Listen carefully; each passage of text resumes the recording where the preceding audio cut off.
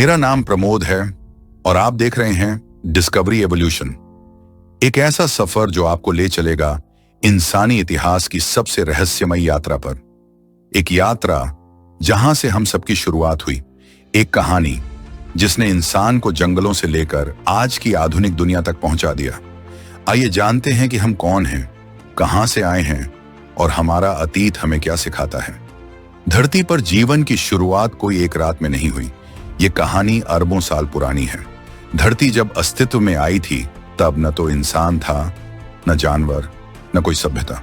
सिर्फ प्रकृति थी, ज्वालामुखी थे, गहराई वाले समुद्र थे और एक आदिम वातावरण। लाखों करोड़ों वर्षों तक धरती पर केवल सूक्ष्म जीवाणु पनपे। यही से जीवन की शुरुआत हुई।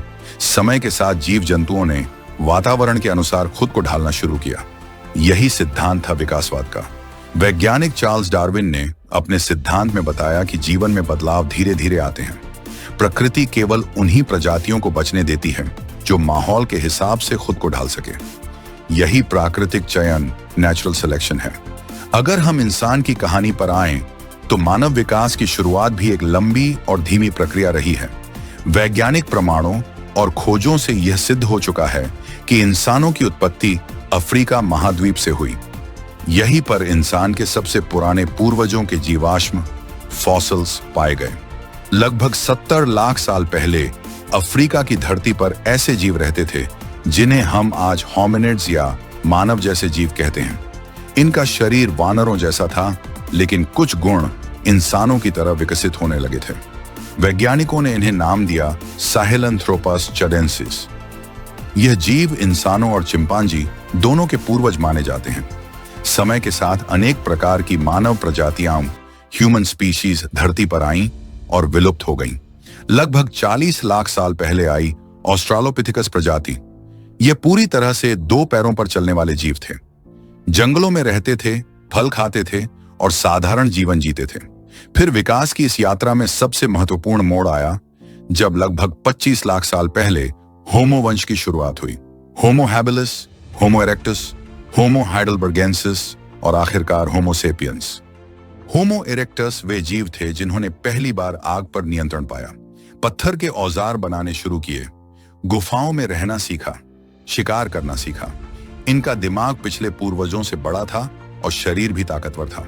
फिर लगभग 3 लाख साल पहले अफ्रीका की धरती पर एक नई प्रजाति आई, होमो सेपियंस, यानी आज का इंसान। होमो सेपियंस इंसान के इतिहास का सबसे महत्वपूर्ण मोड़ था, क्योंकि इनका दिमाग इतना विकसित हो चुका था कि अब ये सिर्फ जंगलों में जीने वाले साधारण जीव नहीं थे।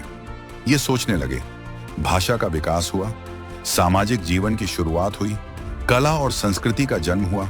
उन्होंने पत्थर से औजार बनाए, शिकारी जीवन जिया, गुफाओं की दीवारों पर चित्र बनाए, धर्म, विश्वास और रीति रिवाज की नींव रखी।